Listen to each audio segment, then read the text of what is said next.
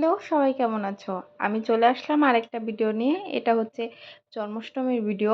মানে আম কালকে গেছে জন্মাষ্টমী। তো আমরা ২ দিন ছিল। তো আমরা কালকেই করেছিলাম। তো কালকের ভিডিওটা আজকেই তাড়াতাড়ি দিয়ে দিলাম। তো এটা ছিল হচ্ছে জন্মাষ্টমীর সকালে। সকালে আমি আমাদের বাসাতে হচ্ছে ঠাকুরের নর্মালি যে প্রত্যেক দিনের পূজা সেটা করেছিলাম। সেই থেকে শুরু করলাম ব্লগটা।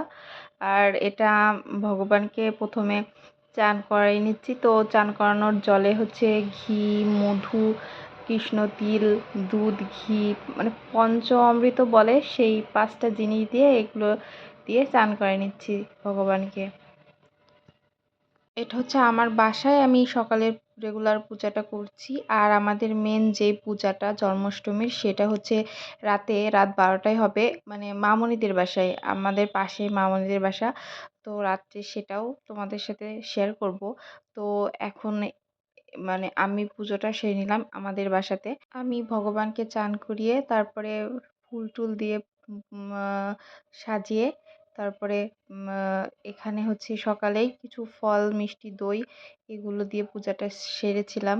পূজা সেরে গীতা পড়েছিলাম এবং অষ্টশতনাম সেটা পড়েছিলাম। তারপরে আমি চলে আসলাম রাতে, মানে আমাদের 12টার যে পূজাটা হয়। তো এটা ছিল রাত 12টার পরে আমরা পূজাটা শুরু করেছিলাম। তো আমাদের এই শ্বশুরবাড়িতে এই ও হচ্ছে ওরা 12টাই পূজা করে। 12টাই যেহেতু কৃষ্ণ ঠাকুরের জন্ম হয়েছিল তো সেই সময়েই পূজা করে এবং 12টার পরে পূজা করে তারপরে উপোস ভাঙা হয় বা জল খাওয়া হয়। তো সেই দিন হচ্ছে আমরা আমিও 12টা পর্যন্তই মানে পরেই 12টার পরেই উপোসটা ভেঙেছিলাম। তো এখানে জন্মাষ্টমীর যা যা আয়োজন সব সব করা হয়েছে।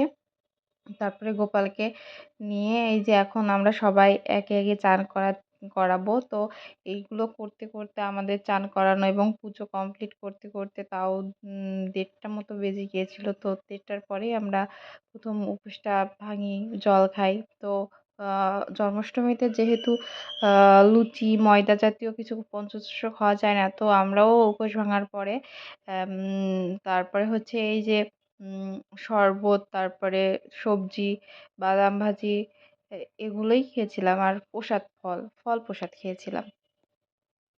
গোপালকে প্রথমে ঘি দিয়ে, তারপরে হচ্ছে চিনির জল দিয়ে, তারপরে হচ্ছে নর্মাল জল দিয়ে চান করানো হয়েছিল। তারপরে সবাই একসাথেও জলটা ঢালা হচ্ছিল। এটা হচ্ছে সাদা নর্মাল জল।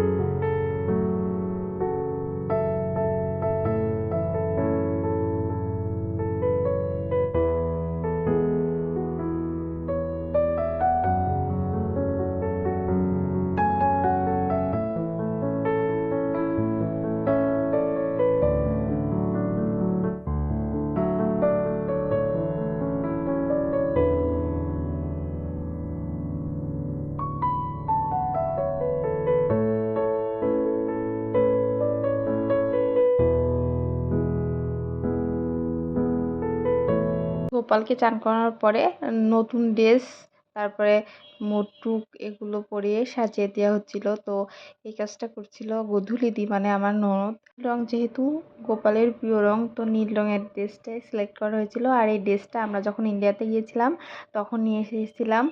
তো এই নতুন ড্রেসটা পরে গোপালকে কেমন লাগছে এবং আমার ভিডিওটা কেমন লাগলো সবাই জানিও। সবাই ভালো থেকো, সুস্থ থেকো, বাই।